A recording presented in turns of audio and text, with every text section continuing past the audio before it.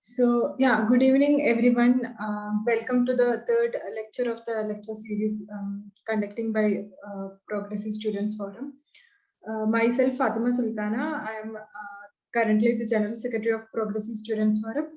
We are a student organization based in the TISS campus, and this lecture series is conducting as a part of our 10th year anniversary programs. 10th year anniversary programs of PSF, and this is the first episode of the lecture series we are planning as part of this, and two more lecture series are yet to announce. And the first episode, this first episode is titled as the history and role of people's movement in India. And as part of that, we have already conducted two lectures. We have conducted already two lectures. One was on the Agrarian movement, which was the inaugural lecture, and other was on the student movement, which held on July 10th, this July 10th. And this is the third lecture in the lecture series, and like we are like usually we when we conduct the lectures, we do the live sessions and all, but for this lecture we are not doing the live, but the recorded videos of all the lectures will be available on our official YouTube channel of PSF, and we request all of you to follow our social media handles for further details. And coming to today's lecture, this is an introductory lecture to history and the role of trade union movement in India. And we all know that when it comes to the mass movements, the trade union movement has a major role, and we are having this lecture especially in a context that the lives of working class population in our country is getting more miserable, and the labor codes are diluted by the ruling Sangh Parivar government. And in the last few months ago, we have also witnessed a historic national protest led by the state trade union, where the trade unions across the nation have participated in that with the involvement of more than 25 crore people. And I would also like to add that we, as a responsible student organization, extended our solidarity and support to we extended our solidarity and support to that national protest also. And I believe that it is important to remember the struggles led by the working class movements for the labor rights, especially those labor rights we are enjoying today, that whether in the form of maternity leave or more importantly the minimum wage and other social security benefits we are receiving, are all are the results of working class movements led by the unions through numerous protests and marches. And therefore it is necessary to know the history and role of the working class, and unfortunately which is not get discussed that much, or even if it get discussed, it was in a form of like that union always get a negative image that way only. So and at this point, the ruling government is also rewriting the history, rewriting the history according to their agenda. So we hope this lecture series would be an asset to the students and the scholars, and even to the society for knowing the actual history and the contribution of the working class movement in India. So as I have already mentioned, this would be just an introductory lecture to the history and role of the trade union movement, which is due to our time limits, and we hope that you will learn further from what you have acquired from here. And for delivering this lecture, we have Dr. Venkatesh Athreya here. Dr. Venkatesh Athreya is a well-known development economist and social activist who served as a professor of economics at Bharatidasan University in Tamil Nadu for nearly 3 decades. And Professor Athreya has held a position in several reputed academic institutions in India and abroad. He has written extensively on the issues of agrarian change and human development. And he has won several awards and honors, including Distinguished Achievement Award for Political Economy in 2014. And the Comrade Athreya has been there, like, delivered like multiple lectures of which conducted by the Progressive Students Forum, and he's more like a friend of the organization. And before handing over to Comrade, I'll just explain the structure of today's lecture. That Comrade will speak for nearly 50 minutes, and whoever has, like, after that we will open the session for the question answer for a discussion. So whoever having any questions, you can post it on the comment box, and we will take that to the speaker. So yeah, thank you. Handing over to Comrade. Thank you, Fatima Sultana. It's a pleasure to be back with the PSF. I had the pleasure of talking to you earlier about the political economy of Indian development in a series of lectures some months ago. I'm also, having been at the TISS as a visiting professor for several years, and having been closely associated with early activists who contributed to the formation of the PSF, I'm particularly happy to be talking once again under the auspices of the PSF. I think it's a very good initiative on the part of the PSF to do this, precisely for a reason that Fatima mentioned. We have the very assiduous rewriting of history, completely falsifying history. And in the context of today's lecture, you will find that the falsifiers of history who are currently dominant in this country in terms of the power structure played no part at all in either the freedom movement against British rule or in the trade union movement. Post-independence, of course, they floated a union and affiliated to their ideology and so on. But through the freedom movement, they had very little role to play. In fact, they were a serious hindrance to the development of unity among working people. But that I will not pursue this matter any further now. What I want to say, given we have very limited time, and I hope I'm not speaking so rapidly that I'm losing some of you. I tend to do that. I'll try and see if I can keep a pace that is acceptable to all of you. What I want to say at the very beginning is that the history of India's trade union movement and the broader working class movement is exceptionally inspiring.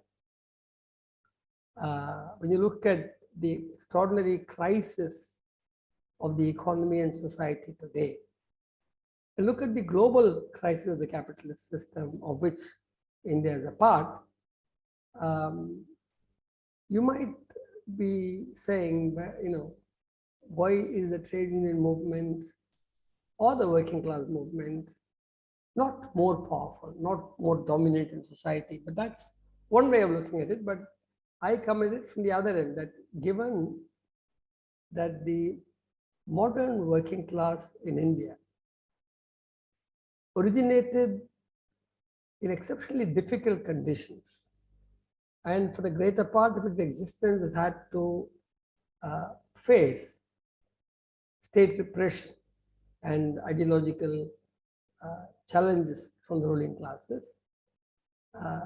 Its progress is quite remarkable and inspiring.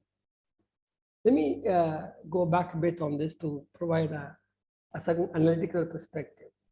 You see, you can only think of a trade union movement in the modern sense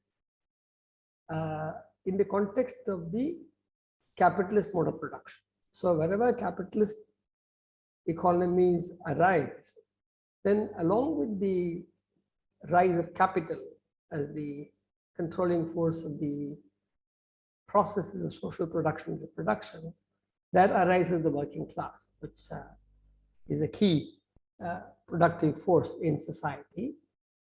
And the fundamental logic of capitalism, which is the extraction of surplus value from working people and using it for further accumulation by competing capitalists, that involves employing larger and larger numbers of workers in bigger and bigger production units over time, thereby unwittingly for the capitalists bringing together the very social force that can ultimately overthrow them, namely the working class, which can ultimately, through its learning and its combination and its experience, life experience, with its objective contradiction with capital, can ultimately actually transcend the capitalist system and build a society where, which is democratic, where working people run society. So that's an important point, that you cannot think of a modern trade union movement without the rise of capitalism. Having said that, one must also make a distinction between a trade union movement that emerges in the European context earlier, where the European capitalist economy, starting with Great Britain, emerged in the late 18th and 19th centuries, where they were rising on the basis of a destruction of the pre-capitalist modes of production, and therefore essentially the capitalists had a clear field in which to operate and didn't have to. Of course, they had to fight with the pre-capitalist ruling classes. There were struggles and so on. You see this vividly described in Marx's Capital, for example. And in fact, the working class plays a role in some of these struggles, using the contradiction between pre-capitalist ruling classes and the capitalist class to its advantage in one or two circumstances, like length of the working day and so on.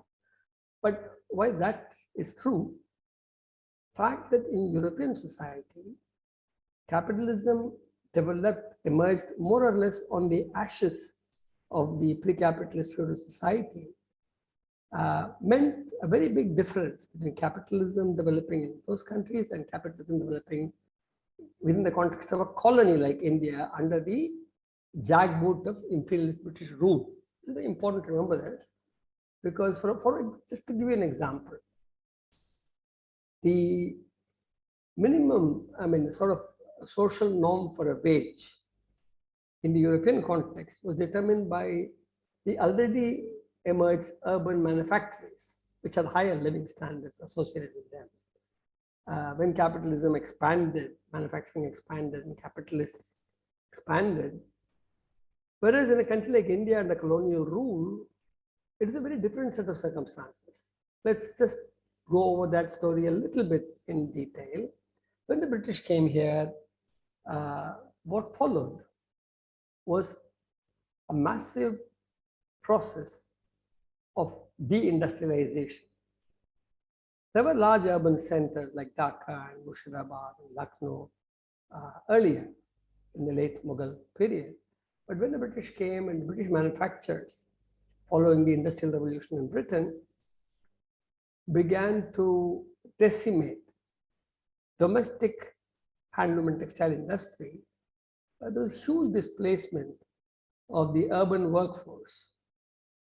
And they had to then go and retreat to the villages and find modes of survival there. So what was an urban working population for quite some decades in major centers in the country, in what is now India, under British colonial rule, under the earlier period of deindustrialization, roughly from the beginning of the 19th century through the first entire half of it, and even beyond that, even further beyond that, they had literally been driven out of large towns. For example, if you look at if you read the famous historian Son Habib, you will find data from him on the sharp decline in population in places like Lucknow, Murshidabad. So, very, very populous towns because of destruction of handicrafts and the textile industry and so on. And then this working class then becomes a rural stratum and is subjected to all the reactionary ethos of rural India, of caste oppression, backwardness, superstition, all sorts of things. So when it comes after many, many decades, when industrial development re-emerges in India post 1850, with the entry both of British capital and also the emergence of Indian capital as well a little later, and the working class then has to be, mobilized for industrial production to occur. This population, which had been for 2-3 generations driven to the countryside and had lost all contact, urban, ethos, and essentially is subjected to caste and all other prejudices, now enters the workforce. But most important, it enters the workforce in very destitute terms because the urban industry has been decimated by British competition. The rural economy is very crowded, and land monopoly that exists there makes it very difficult for these people to eke out a living of any kind. So the reservation wage, as economists might say, or what a worker could have earned in the countryside would be so low, and that would set the bar for what the worker could expect to get in the new urban setting when they arrive. And therefore, the basic social norm of a wage in a country like India under colonial exploitation, combined with pre-capitalist social relations, and of course the logic of capital, which should always try to minimize the wage, the social norms for wage setting in India were way below what would have been the case in Europe when capital emerged. So, Indian working class started with exceptional disadvantages. How were they recruited? They were recruited from different places by labor contractors of various kinds, who would then recruit them from village X or village Y across the country with so many different languages and social differentiation, ethnicity, all that. So the working people who eventually landed up in a factory would not be able to unite easily because they belong to different language groups, they belong to different ethnic backgrounds, they have their own caste prejudices, and all this makes trade union organizing an enormous challenge. It's important to keep all this in mind. Even as we may reasonably want trade union movement to make much greater progress than it has done so far, one must understand why it has been so difficult for trade union movement to advance in the context of India. And this is something you need to keep in mind. So in fact, if you look at the 19th century, there are sporadic, the Indian working class as such, the urban Indian working class as such, in manufactories of various kinds and so on, emerges really post 1850. And till the end of the 19th century, and even into the first decade and a half of the 20th century, there does not emerge any trade union of the modern kind. You have sporadic, spontaneous, and very heroic and militant strike actions. For example, it would surprise you to know that we all talk about the struggle for the 8-hour day, and we talk about Chicago and May Day 1886, the strike for the 8-hour day and all that. You would be surprised to learn that as early as 1862, the railway workers in Eastern India went on a very long strike for the 8-hour working day. They didn't succeed, but they had a very militant and a very long strike. There were other places where such events happened. Of course, there are also, other forces in the scene. Like there were philanthropists like Lokunde in Maharashtra who tried to help the workers take literacy classes and represent the demands to the administration and so on. But there was no modern trade union at all throughout the 19th century, despite the fact of militant, sporadic, spontaneous action by working classes. Through the first decade of the 20th century, although in the first decade of the 20th century, interestingly enough, in 1908, Indian working class in Mumbai, and of course across the country to some extent, showed tremendous political consciousness when they went on a 6-day general strike to protest against the 6-year imprisonment given to Bal Gangadhar Tilak in the course of the British colonial rulers' very, very repressive action in the context of the protest against the partition of Bengal and the rise of the Swadeshi movement, the movement of Swaraj. So at that time, the Bombay working class, very composite in character even then, in Bombay presidency, struck work for 6 days, not on their wage demands, but against imperialism and for the to protest the imprisonment of a freedom fighter like Bal Gangadhar Tilak. Tilak himself was, of course, a very inconsistent person, a remarkable militant, but with some very backward ideas as well. But that doesn't really matter. I mean, the point here is the level of political consciousness shown by the Indian working class, even though at that point in time, a modern trade union movement had not emerged, but the instinctive working class consciousness was remarkable. And Lenin, in fact, remarks on it and said that this really implies that the British can't hold out in India for much longer. This is what Lenin says about the 1908 strike action in what is now Mumbai.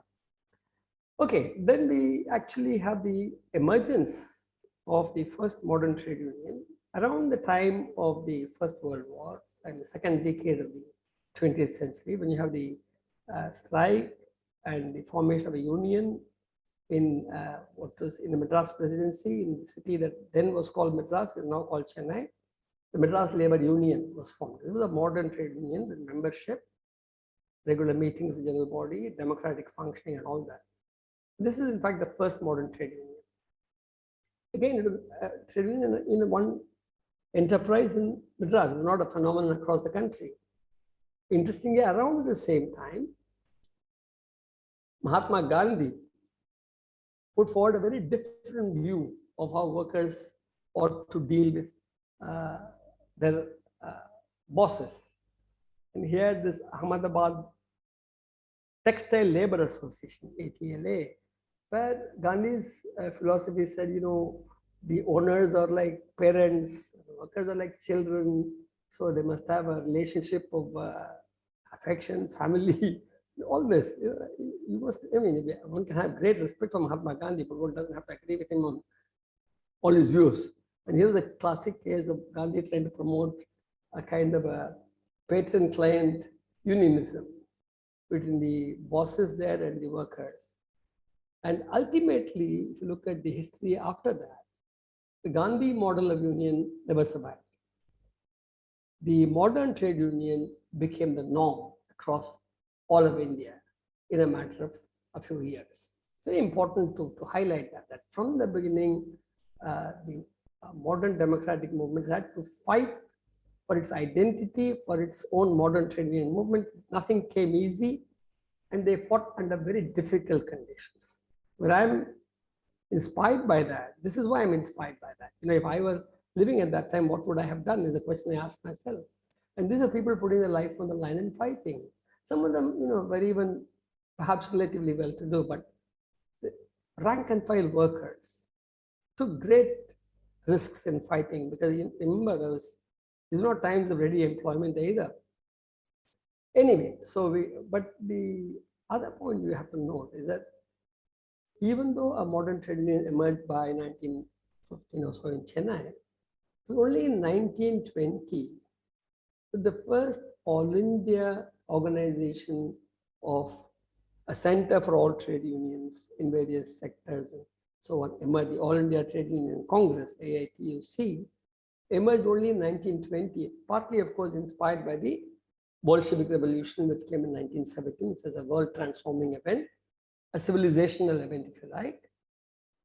And partly, of course, because of the efforts of various labor organizers across the country, and with increasing expansion of capitalism in India, and therefore the rise of a modern workforce, unionization was bound to happen. So a modern trade union movement initially emerged in one place, and later on it became an all India phenomenon. And the first all India organization emerged in 1920. Although, if you look at the beginnings of the AITUC and its first Congress in 1920, the dais is occupied by mostly eminent political elites, not by working people, not by leaders of the working class of a militant kind either. Although there are some elements, progressive elements, which have managed to get in and are working behind the scenes, so to speak. But the other important point to note is that this was the appearance on India's political and social scene of the organized trade union movement and the organized working class in 1920. The Indian capitalist class, remember, had emerged much earlier. In the 1880s, when the Indian National Congress was formed, with the blessings, of course, of the then British rulers. That was an organization of the Indian capitalist classes. And of course, the Indian middle classes, the educated English-speaking middle class were also part of it. But so the working class enters the social political scene a good 40 years almost after the bourgeoisie has arrived, and after the bourgeoisie has come to dominate the political scene, and of course, capture the leadership of the freedom movement. All this has to be kept in mind when you assess the progress of the trade union movement, that from the beginning, it was hugely disadvantaged in terms of where it stood vis-a-vis political power and social power. Nevertheless, it made remarkable advances. In fact, post the Russian Revolution, there were militant strike waves across the country, and in the early 20s, this is evident, and post World War I demobilization, massive unemployment, there was a huge upsurge of the working class across the country, huge in a relative sense, not in terms of today's numbers, but the British moved in very swiftly, and they foisted, because they sensed that the militancy of the working class movement in India, the trade union movement, as well as the broader working class movement in India, in the early 20s, arose not only from conditions of industry and economy on the ground, but also from the influence of the left, the communists in particular, on the working class. And so they tried to nip the trade union movement in the bud by attacking the communist leaders and foisting all sorts of cases on them. You have therefore the much earlier, the Peshawar case and the Kanpur conspiracy, in the late 20s, the Meerut conspiracy case, all of which are intended to basically imprison leaders of the working class movement and disarm the workers who are trying to build modern trade unions. But the movement survived all of this.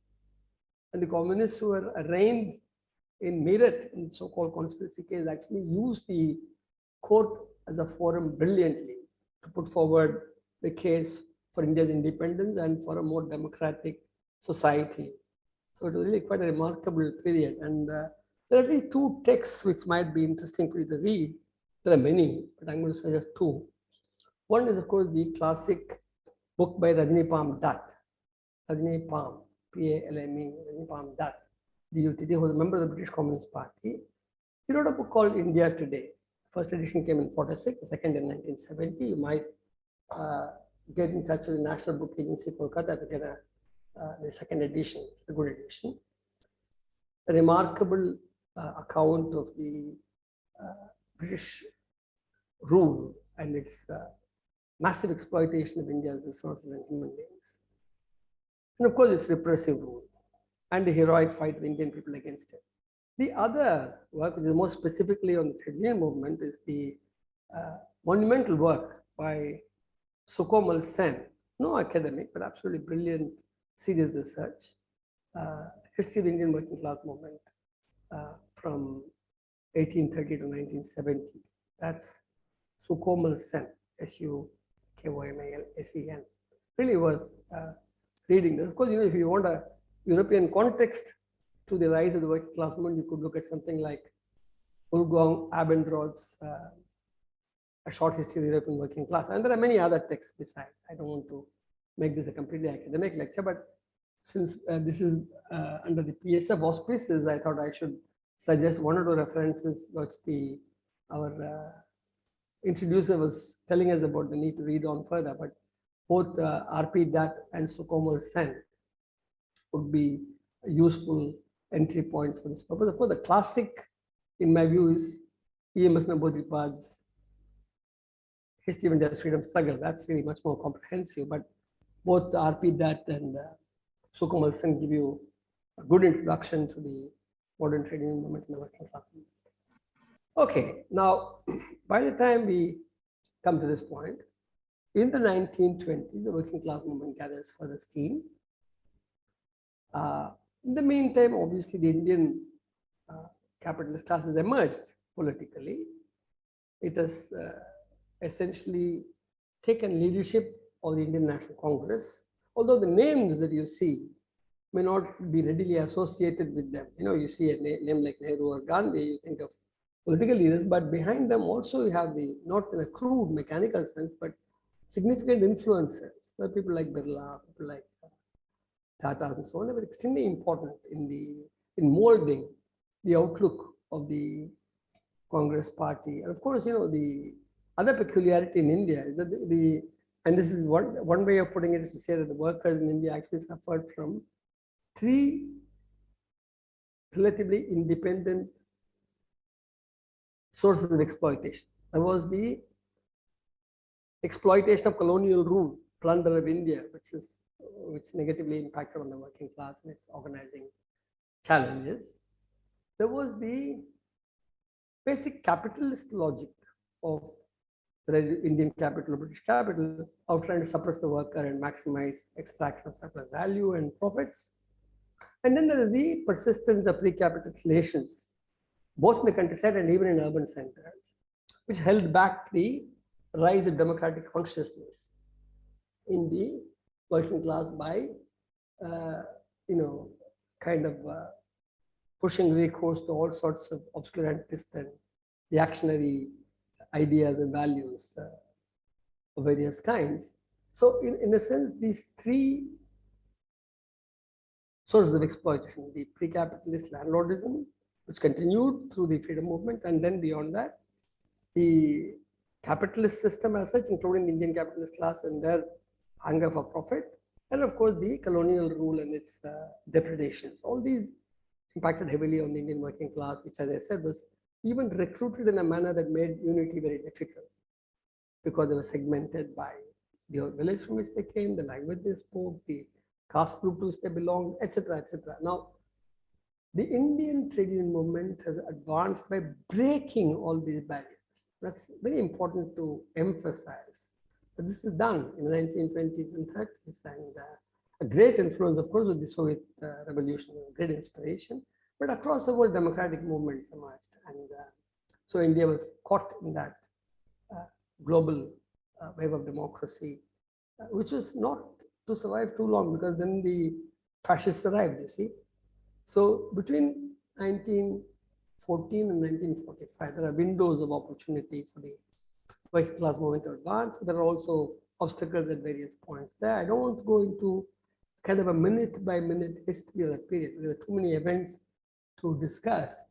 But I think the point that needs to be highlighted is that the work put in by, of course, there were many genuine trade union organizers with extremely reformist views, people like N.M. Joshi or V. Giri or many others who were reformist TO leaders, but nonetheless played a role in organizing workers. They had some concern for workers, and they looked at how capitalists were, not even providing the workers the minimum rights. So they all fought. But the militant fight, of course, came from the left. And you must remember that during this period, left politics was practically banned in the country. The Communist Party was banned. It didn't even exist legally. It had to work underground. Despite all those limitations, the left played an extremely important role in developing the class consciousness of the workers in industry, and also in building trade union organizations which essentially act as a line of defense for the workers against capitalist oppression. The trade unions don't liberate workers from capital, but they are defensive organizations of the working class, which enable them to fight for, obtain, and retain certain minimal rights in terms of security of employment, in terms of wages, and so on, working conditions, etc. And here, obviously, the role of the left trade union organizers, especially communist organizers, it would be invidious to mention names, but many of them, legends really in their own right. I mean, I often think of Comrade B.T. Ranadive from Maharashtra, who was a brilliant young student who did MA in Mumbai University and won gold medal in university rank, and then became a leader of the Girni Kamgar Union in Mumbai, the textile workers union, in a few months. Didn't care about he had scholarships to study further, but he threw it up to work among the workers. Those very inspiring stories of the time abound. This is an example, but there are many others as well.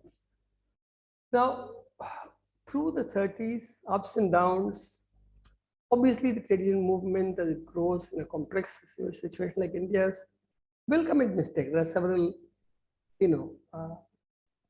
different organizations jostling for space. And the reformist unions come into conflict with the radical militant unions. There were splits in the AITUC in the 30s. I will not go into the reasons for those splits. First, there was a split of the reformist union, the Indian Trade Union Federation, led by people like Anand Joshi. Then a bit later, there was the situation where the left got pushed out of the AITUC, in its own, sectarian dispute, kind of went away and formed the Red Trade Union Congress. But all of this kind of ended up, by the end of the 30s, the unity of the AITUC had been restored more or less. So there was a brief period when India was under the impact of the Great Depression. The workers were very militantly on the streets. This unity did harm the movement to some extent, but ultimately unity was restored. And by the late 30s, we have a united trade union movement under the AITUC. In fact, this situation continues until independence or close to independence. That's very important to see this, because throughout the freedom struggle, in effect, there was only one All India Central Trade Union, the AITUC. And within that, the left had a strong presence. But as we get closer to independence, in May 1947, the Indian National Congress, which was just getting set to take over the reins of power from the British, and which essentially in class terms represented the interests of the capitalists and landlords of India, led by the bigger monopoly capitalists, clearly did not want a situation where the trade union movement would be significantly led and influenced by a militant left force. So in 1947 May, the Congress in fact floated a new All India Trade Union Center, the Indian National Trade Union Congress, INTUC, which didn't exist before May 1947, which then quickly became the biggest, because obviously the Congress was a huge mass party, and therefore for it was very easy to mobilize people under its banner. And so the first split of a permanent kind occurred in 1947 on the eve of independence in a very conscious move by the emerging ruling class party, the Congress, in May 1947. Subsequently, more splits occurred. Some people left INPC later and started their own outfit. There was the Hind Mazdoor Panchayat, there was the Emin Roy faction, which were called the Roys, and they came together to form one HMS. They split again. And I don't want to go into this splits and history of splits, but the main point to note is that the decision to break AITUC and form INT is a very, very conscious political decision by the International Congress, because they didn't want to have a militant left leadership of the trade union movement. And that's understandable, because their agenda was to build capitalism in this country. And how would you build capitalism in this country if you had a powerful working class movement? So, you must not be surprised. Must not be upset. This is the reality that you're going to have to understand. Anyway, this didn't stop workers from fighting for the demands. So through the 50s and 60s, a very interesting period, because there were momentous changes in the international context when India became independent. It's important to understand this. The last 2 years before independence, 45, 46, 47, saw militant working class struggles throughout India at that time. India at that time was undivided India. Huge. Whether it was, postal and telegraph employees or other sections of the working class, huge struggles were there. This is a time of great militancy, 45 to 47. There was the peasant struggle emerging in different parts of the country, of which Ashok would have spoken, from Tebaga in Bengal through right down to Punapravelar in Kerala, the East Tanjavur region of Tamil Nadu, what is then the Madras Presidency, the Warli Revolt, the heroic Telangana armed rebellion, all that. So peasantry were on the march, the working classes were on the streets fighting for their rights, and to cap it all, in 1946 February, the Royal Indian Navy mutiny occurred. So, it was a very momentous and tumultuous time. And of course, you see who lined up where in all these struggles. Just as in the earlier period, in the militant early 30s, in instances like Peshawar, where the Garhwali regiment refused to fire on the Muslim masses, they're fighting against imperialism. And just as in Maharashtra, in Solapur, the working class held the town for a week until the police forces arrived and dislodged them. So there were militant movements here and there, but the 2 years before independence were really periods of great militancy. This had to be linked to what is happening across the world, that this was the period of the great victory of the Soviet Union over fascism, and the world coming to know more and more about the remarkable advances that the USSR had made in 1917 and 1945. The Western world essentially, having treated Soviet Union as an ally till the end of the war, on the morrow of the war, declaring them to be number one enemy and starting a Cold War. Very, very momentous times. And that's when India became independent as well. And so this is a very, in a sense, you could say it's a very exciting time, very complex conjuncture, so to speak. And therefore, the trade union movement had to play a key role in taking India forward.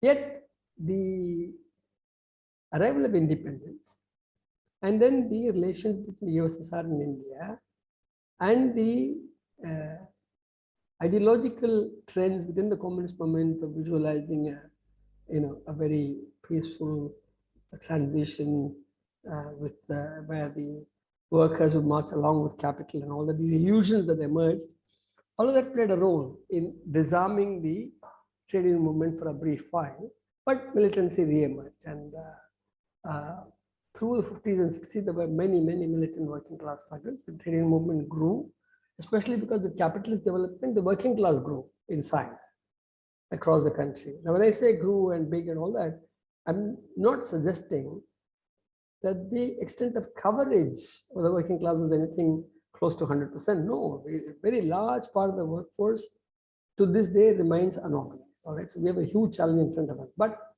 compared to where we were, through these decades, working class advanced, the movement advanced in a big way, with setbacks, no doubt, and with the errors that it made and learned from. And then you come to the 50s and 60s for the first 5-year plan period, right after independence, from 51 to 65.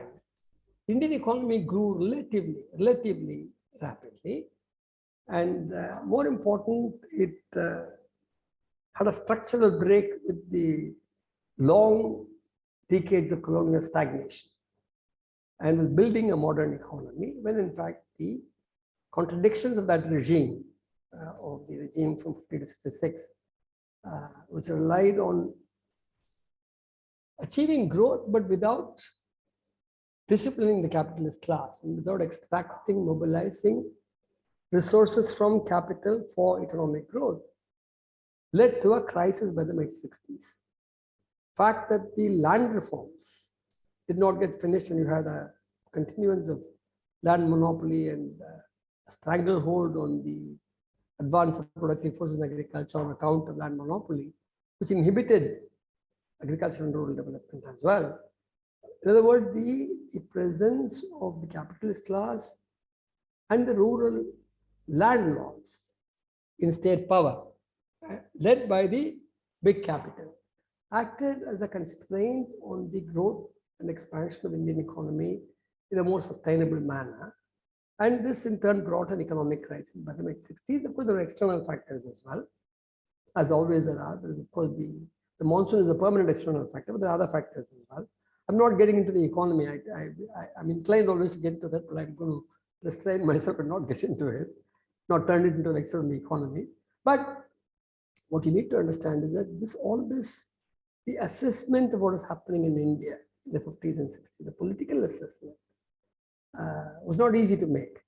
And so within the left, there were two different views. And one view which stressed independent organization of the workers, which did not advocate a line of collaboration, but advocated a line of struggle against capital, ultimately had to leave the undivided Communist Party and establish its own party, the CPIM, in 64. But the trade union movement did not split. That remained with AITUC. Of course, INTUC and the ruling classes had their own unions. And later in 1970, the CITU emerged from, because they were no longer able to function, they said, within the AITUC. Now, 70s were a period of crisis already, because they said we had reasonably good growth in the 50s and early 60s, but that was set back by the mid-60s. And while the Green Revolution enabled agriculture to continue growing at more or less the same rate, industrial growth fell sharply, and that led to major industrial stagnation. And all of these developments were part of the 70s, which also saw a big rise in the price of oil twice, in 73 and in 78. All of this put the Indian economy in a big crisis. And in a sense, even in the early 70s, trade union movement had to face major challenges. Then Prime Minister Mrs. Gandhi had managed to isolate her enemies in the Congress, and also at the same time, with victory in the war that led to the creation of Bangladesh, she emerged as a very powerful figure. And she was very keen to rein in the trade union movement. And there were some in the trade union movement who were willing to go along with her to some extent. So there was the initiative taken by the government, oddly enough by the government, to form a national council of trade unions with INTUC, AITUC, and I don't remember right who it was, HMS or whatever. So one other union was there. But as against this, the CITU, which had just emerged, already became very militant and established its presence in the field, and it took the initiative for formation of a united front of all trade unions, with excluding these. So the United Council of Trade Unions, UCTU, emerged in the early 70s. They exposed the Indira Gandhi government's plan to freeze wages. It was a huge struggle against wage freeze, against many anti-worker actions that the government took at that time, like compulsory deposits and denial of bonus and so on. So very militant movements ensued. Of course, the classic railway strike of 74 is part of this. All of this ultimately led, with other factors, to a political crisis in 75 when India faced the imposition of an internal emergency by Mrs. Gandhi and denial of civil liberties for about 2 years. So there was a very difficult period during which to sustain the trade union movement. Nonetheless, it managed. And when the restoration of civil liberties occurred in 77, in the late 70s and the 80s, you saw a rapid advance of both the left and democratic movement and the trade union movement. So the ups and downs and the growth of the trade union movement can never be separated from what is happening in the larger political plane, nor can it be separated from class issues. It can't simply be seen as building organizations and fighting for wages and so on. So a class outlook becomes very necessary. A consistent working class outlook becomes necessary to build the trade union movement in a sustained manner in a democratic direction. And this struggle is something that will remain unfinished for a long time. It's going on. And it's remarkable that it has survived some major adverse developments in the last 30 years. But to bring the story then into the 80s were the period. If the 50s and 60s saw splits in the TU movement, the 80s saw the emergence of forces that would build broader unity of the trade union movement. That was the National Campaign Committee for Trade Unions, NCCU, and there was the first All India strike called by the central trade unions organized in the NCCPU on January 19th, 1982, in which some workers, including agricultural laborers, lost their lives, but it was a remarkable national united action emerging after a period of hiatus, so to speak. But the 80s also was a period of creeping liberalization, and the economy grew more rapidly, but we were by then also facing increased suppression. During the short-lived Janata regime itself in 1979, that short-lived regime, which was dependent on the support of the left, had the temerity to bring in an industrial relations bill, which had to be defeated, which was defeated by the militant trade union movements. And then in 81, of course, Mrs. Gandhi came back, and we had the Essential Services Maintenance Act, we had the other National Security Act, many repressive legislations came in the 80s, creeping liberalization came in. So workers' rights in India, in a sense, have been continuously under threat and under challenge from the ruling classes. Keep that in mind when you try to critically evaluate the trade union movement. We go through the 80s, and by 90, we enter a new phase. Of course, you must also see this in context, because the 80s was a turning point, not only for India, but for global capital, with the rise of finance capital and deregulation in the movement of capital as finance across countries. We were entering a period of the dominance of capital as finance. Moreover, capital as finance that would demand free entry and exit into all parts of the world, footloose finance capital that would cause havoc in countries. And we were just entering that period in 1990. And India, in the beginning of 1991, was confronted with three negative trends from the point of view of the working people. One was, of course, the rise of neoliberal ideology across the world, and therefore the impact of that on the discussion and debates in India as well. The setback to socialism that encouraged this kind of thinking, the collapse of the USSR, the collapse of socialism in East European countries. All of this led to a situation where the notion that there is no other alternative gained ground, and neoliberal ideas became kind of hegemonic among at least the elite. Second, there was the collapse of the economic regime here and its acceptance of full-fledged neoliberal reforms under Narasimha Rao as Prime Minister and Manmohan Singh as Finance Minister in 1991, though that was a minority government. People had decisively rejected those policies, but yet they formed the government, you see. In the campaign for the 91 elections, Congress did not put forward a neoliberal alternative. This is an ex post facto thing. Then this is of course a very serious thing, and we've been living with it for the last 30 odd years. The other third and extremely important development was the rise of right-wing communalism. The rise of the so-called Ram Janmabhoomi movement and the,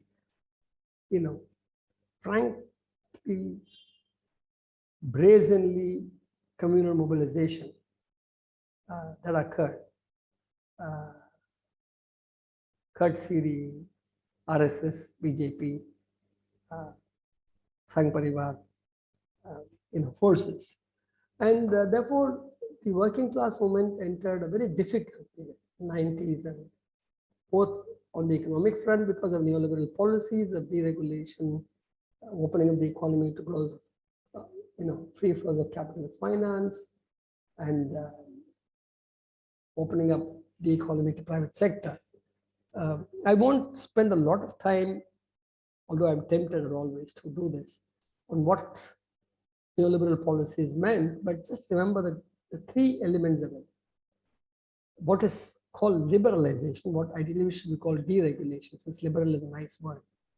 Deregulation meant basically that the big guns of industry and economy were now free to do as they pleased. They would not be hemmed in by any regulations by the state. They can pursue profits without let or hindrance any which way they wanted. Second, privatization, which essentially meant not only disinvestment and selling off of public sector assets to the private sector, rock bottom prices, but also expansion of the space for operation of private capital, including domains traditionally seen as the responsibility of the state, such as health, education, and infrastructure, where then, of course, the fees and other things would rise sharply, and the poor will not have access to education or healthcare or infrastructure of the kind they need once this regime comes into functioning. And then there was the globalization part, which involved again two elements. One was the complete removal of restrictions on imports and exports of goods and services, which is to this day meant for the last 30 odd years a persistent and very large merchandise trade deficit, huge excess in the value of imports of goods over the value of exports of goods, which is only partially compensated by the net exports of services, essentially IT-enabled services and tourism, and better compensated by inward remittances of Indian working people living abroad, not the Vijay Mallya's and the Modi's, but the ordinary working people who send money back home for their families to take care of education of the siblings. But despite these two positive inflows of net exports of services and remittances from working people abroad, the deficit still remains. And therefore, there's a persistent current account deficit in the last 30 years in every single quarter practically. And what that means, it's a huge implication. What that means is once you've opened up the economy, if you have a deficit on your current account, you need foreign exchange desperately. So the entire policy regime shifts to one of pleasing foreign finance capital. Even if it is just footloose capital that creates no employment, doesn't bring in technology, and is purely speculative in character, the government of the day feels obliged to support this flow of foreign finance, but not just support it, but bend over backwards to welcome it, offer it all kinds of concessions. And this is extremely important to understand, because you can't understand the government of India's policies without understanding this abject dependence, the drug addict-like dependence on inflows of foreign finance all the time. And that is the consequence of a neoliberal regime that they put in place.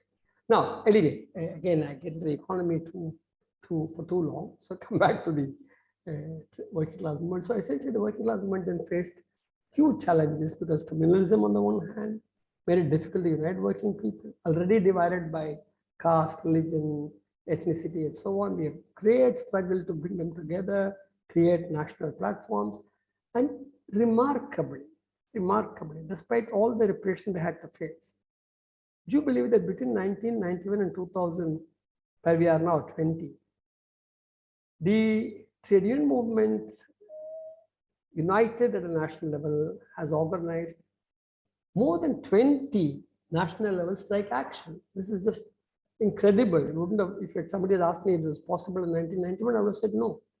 But there you are, it is there. So just in case you feel unhappy that things aren't quite happening the way you would like them to happen, things aren't progressing fast enough, look at the remarkable resilience of the Indian working class and its leadership. So we've had the National Campaign Committee on Trade Unions, then we formed the Committee for Public Sector Trade Unions later in the 80s.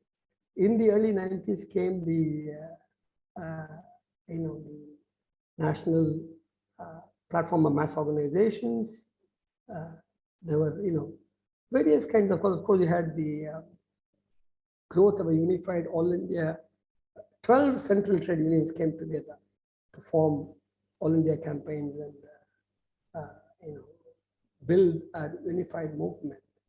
And these are important developments. So in a sense, we can say over the last 20 odd years, the trade union movement has played an extremely important role in preventing, not altogether, preventing, but in slowing down the juggernaut of neoliberal reforms, which you see right now unfolding. Public sector units are being sold for a song, the country is being sold to big capital, domestic and foreign. A lot of resistance against these policies, including historic resistance to the privatization of LIC and the insurance industry, has run for decades with very little resource, with very little support, and with the media completely siding with the government and ruling class policies.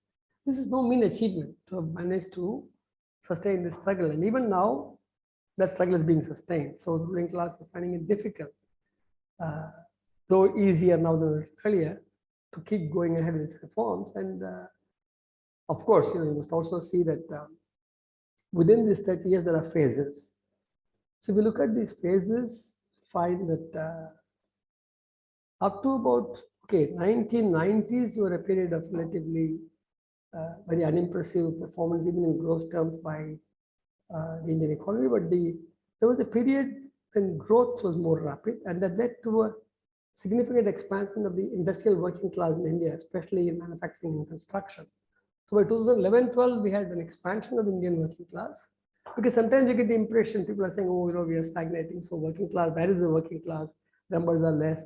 Not true. The Indian working class is expanded in size.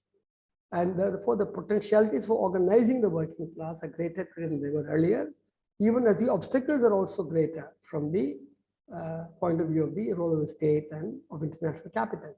Nonetheless, you have a situation where by 2012, we have a significant expansion of the factory working class, as well as the working class in the construction industry. I have some numbers here. I'm not going to give you lots of numbers.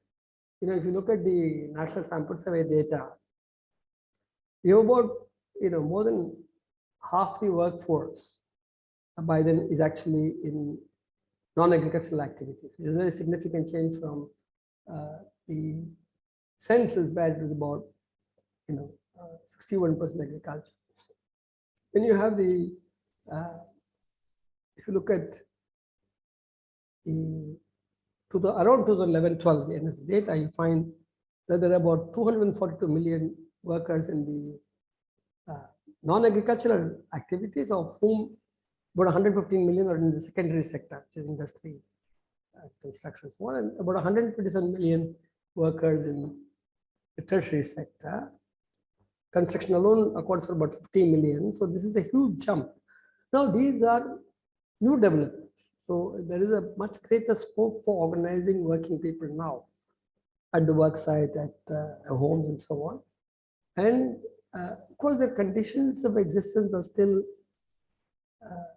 very modest, very, very poor. For example, if you look at the average daily wage of regular employees in 2011-12, just about 396 rupees, which would make about 12,000 rupees a month. For 25 days, 10,000 rupees a month, really. And if you look at unincorporated non-agricultural enterprises, the wage was only about 4,000 per month, very low wages. Conditions are very bad for Indian workers still compared to what they should be, but they've survived. The unions are, fighting and struggling and staying intact to the extent possible. The 30 years of neoliberal policies, especially before the pandemic and all that, and perhaps even more so after the pandemic, have meant a huge increase in the rate of exploitation of the working class. Working class is exploited hugely now. A share of wages in net value added, for example, fell from around 25% in 1991 to just 12% by 2010-11. And even in the private organized sector, where you have some people earning a lot of money, 5 lakhs, 6 lakhs, even there, even if you take the data on share of compensation of employees, which includes some of the better paid employees, including managerial personnel, that share has declined from 55% in 1991 to 30% in 2010-11. The point I'm making is that there's been a huge rise in the rate of exploitation of Indian working class under the neoliberal regime. And it is in that context that the working class has continued to fight and survive and expand its organizations. And so today, we have new challenges, because 2012 was a favorable year for capital. That was a period of growth. Now, in the last 10 years, Indian capitalism has sunk deeply into crisis, along with global capitalism to some extent. And we know that, in addition to neoliberal policies, which are completely against promoting consistent economic growth, let alone improving welfare, you also had the madness of demonetization in November 2016. You had the horrible GST coming in 2017 June. And so even before the pandemic arrived, the Indian economy had collapsed. By 2019, the rate of growth had fallen to about 3%. And how did the regime respond? By offering more concessions to big capital. You will recall that the finance minister in 2019 lowered the corporate tax rate from 30% to 22%. And in fact, for new units in manufacturing after October, she said we'll charge only 15%. And she herself said the resulting loss will be about 1.5 lakh crores of revenue. This has continued. Huge concessions have been offered to big capital. The government is now completely identified with big capital.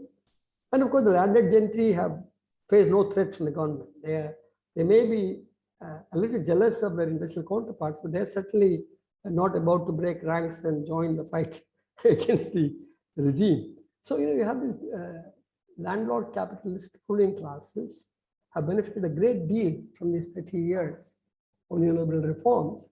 And yet the working class has just refused to go away.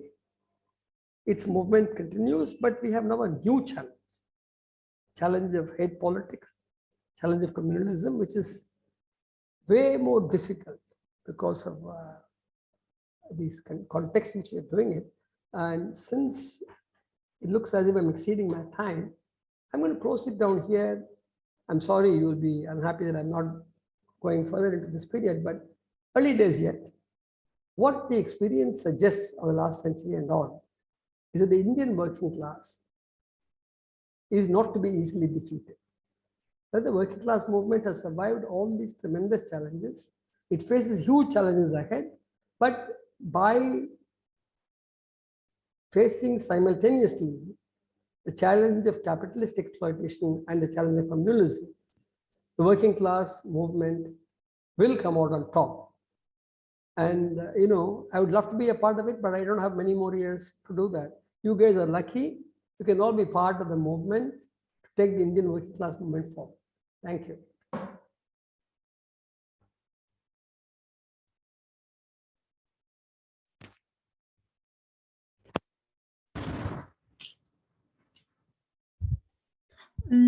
Thank you, Professor Athreya. So, we have received a few questions in the chat box. I'll take one by one. Sorry, I exceeded my time, but Yeah, it's fine. So yeah, first question from Priya Karthos. She has asked that in recent years, trade unions have been facing competitions from other organizations, such as non-governmental organizations, other intermediary agencies, labor lawyers or employers. For instance, through alternative forms of worker participation led by management and without trade union involvement.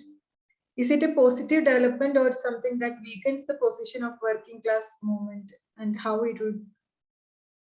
no, you see, first of all, the scale of such efforts is still relatively very small. Secondly, these people have no stake in the long-term prospects of the working class movement. They are basically, maybe, if you put a very nice gloss on it, there may be sincere people trying to settle one negotiation in favor of workers a little better than others. But we are not talking about just getting a little higher wage or a better working condition alone. We're talking about overthrowing capitalism ultimately. Workers' gains ought to be consolidated. We need a regime where workers have power. Now, that's a long way off. That's going to require a lot of struggle.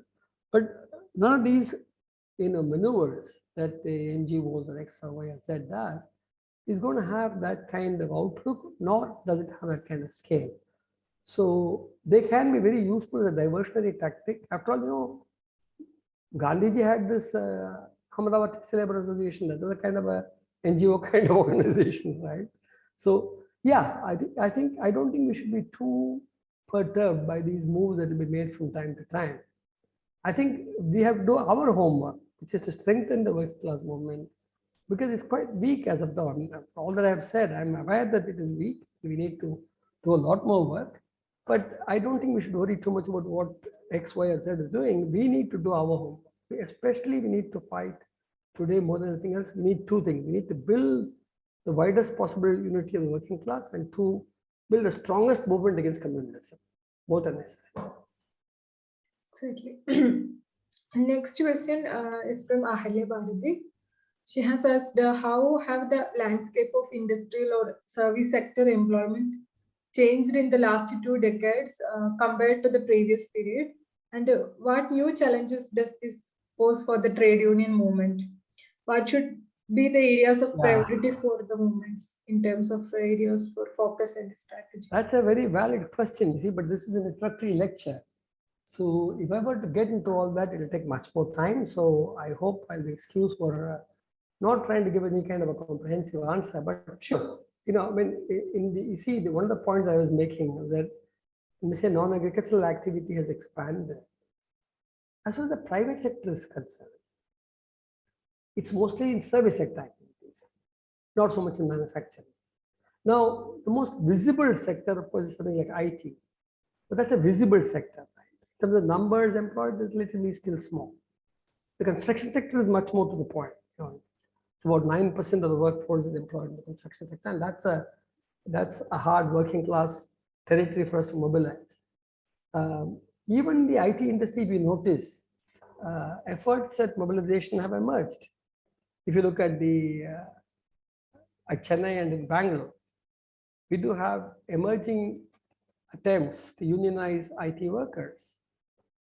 Similarly, in the service sector, for a long time in pharmaceutical sales, we've had a major union, the FMRAI. So there have been strong union teachers, for example, strong unions, and the entire financial services sector, we have strong unions. Of course, all of these will be under attack, but there are strong service sector unions. But what may be new is the kind of role technology, both frontier technology, kind of fourth industrial revolution kind of thing, and digitalization, etc., what role they will play, and work from home, this, that. There are many things, and of course the pandemic has also given space for that. So yeah, we will have challenges ahead, but I'm not able to give you detailed empirical answer to the question because I don't have the numbers with me right now. Okay, comrade. Next question regarding the contract labor and freelancing. asked by Saloni. Are the recent trends in increase of contract labor and freelancing a way for corporations to prevent unionization? How can workers be organized in this sector? Obviously, the whole point of contract labor and the way the regime has now made it possible for you to contract out all core operations, apart from its whole labor code business, is in fact a favor of the corporate sector. And the corporate sector can then say, these are contract workers. When it happens to them, I'm not responsible. And the competition among workers, because there's so much of unemployment, massive unemployment. So workers are compelled to offer the services to contractors at exceptionally low wage rates. And so, it's a difficult, it is clearly a corporate strategy to contractualize employment or casualize employment. Because I was running out of time, I didn't talk about all this, but people should know, I travel, by the way, I use public transport in Chennai, I travel by the bus. And I talk to these engineering students, people who do 4 years of engineering, their parents have sold a bit of land to help them study. And they then are recruited by modern global firms, right? At something as they called apprentices, they paid 8,000 rupees a month. 2 years down the line, they're sent home. Over. A new batch takes their place. So capital has found a zillion ways to reduce real wages and wage costs. This is why I told you the percentage of share of wages in value added has come down so sharply from 25% to about 12%, half. So capital has the upper hand right now. It has the backing of the state and of international capital. So we have a very tough battle ahead. But in the long run, we will win. That's the point I'm making. Yes, next question, we have a question similar to this context, asked by Ananya Kumar. Underdeveloped and third world countries have faced a structural dependency on first world or ex-colonial nations for investment and growth in their country.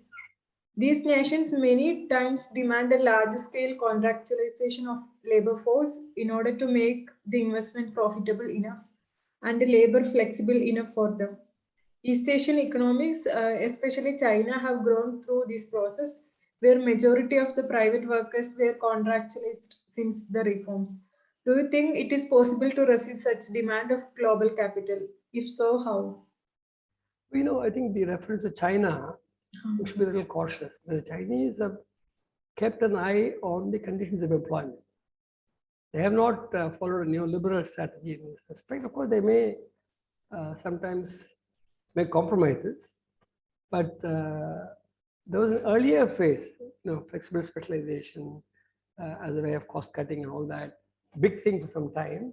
And South Korea, China, all of them are part of that.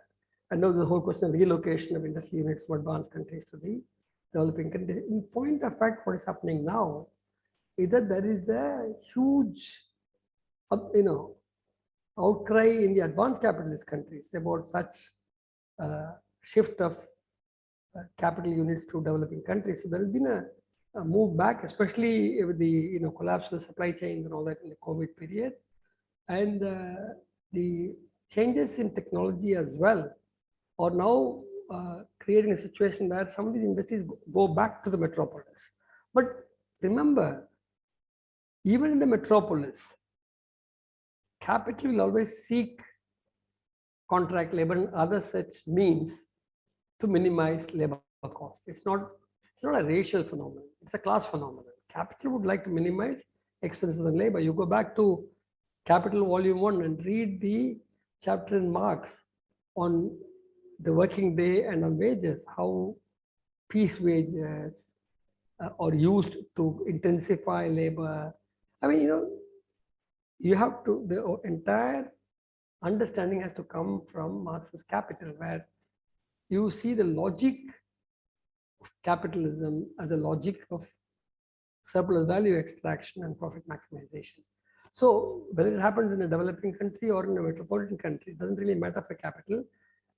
for many decades, it's been easier to exploit the peripheral countries. But if necessity arises, after all, they have weakened labor laws in all the advanced capitalist countries after the collapse of the USSR and Eastern Europe. Don't forget that in the entire history of modern capitalism, it was only in the short interval from the mid-40s to the early 90s, when socialism was present in a big way, that the working class movements had adequate bargaining power. Once those collapsed, bargaining power of working class organizations in the West has also declined. So yeah, no, the point about peripheral countries is well taken, but this, there's no gain from the point of view of the working people and the country in surrendering to their demands.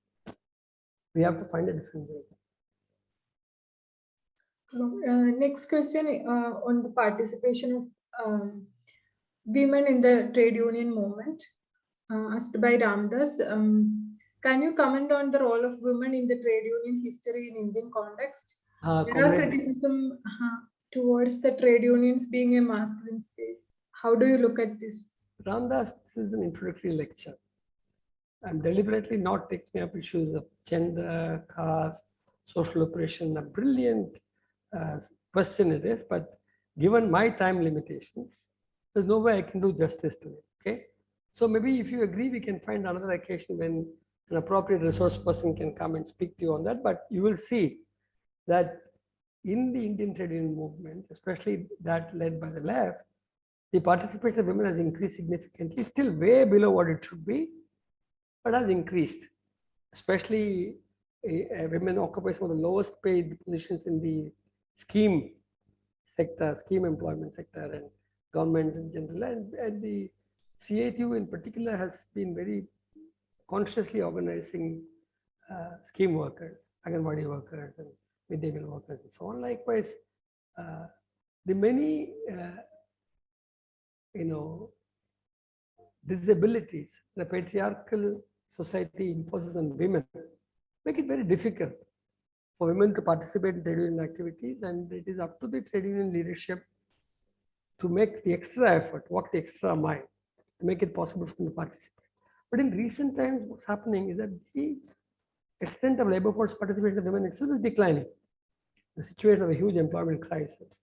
But Ramdas, your question is reasonable, well taken, and maybe we'll have another occasion to discuss it in greater depth. The trade union movement has only, in recent times addressed it seriously, and it is a long way to go. There's a lot of patriarchy in the movement and on the ground and in our heads, right?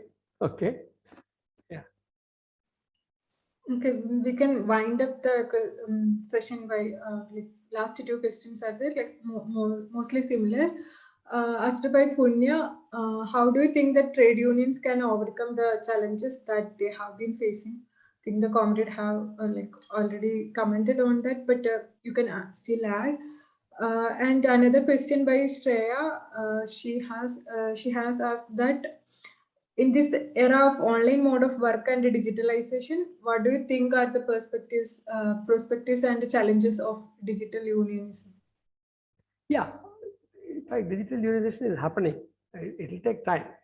After all, remember that in the brick and mortar kind of manufacturing, there was a whole period of breaking machines before unions began to emerge. So like that, there will be a period of learning. My answer to you and others here is that yes, there's a huge challenge ahead, and that's why you are here. Challenge is yours. We'll hold the baton, we'll wish you well, but we'll have to hand over the baton soon enough to you guys. Right? That's how we go forward. Okay, thank you. Thank you, comrade. And on behalf of Progressive Students Forum, I thank everyone for attending the session and actively participating in this. And thanking Comrade Athreya for delivering such an insightful and elaborative lecture on the history and role of trade union movement in India. We have 2 more lectures coming, part of this lecture series on 29th of July and 30th of July on women's movement in India and Anti-Caste movement. I hope all of you will be there. The registrations are still open. So thanking everyone once again. Thank you. With the permission of the chair, may I leave? Fatima? Sorry, Can I leave? Can I leave? Yeah, Can yeah. I leave with your kind permission? Yeah, Thank yeah. you. Thank you all, guys. I hope you guys take up the baton and carry forward the fight. Good fight.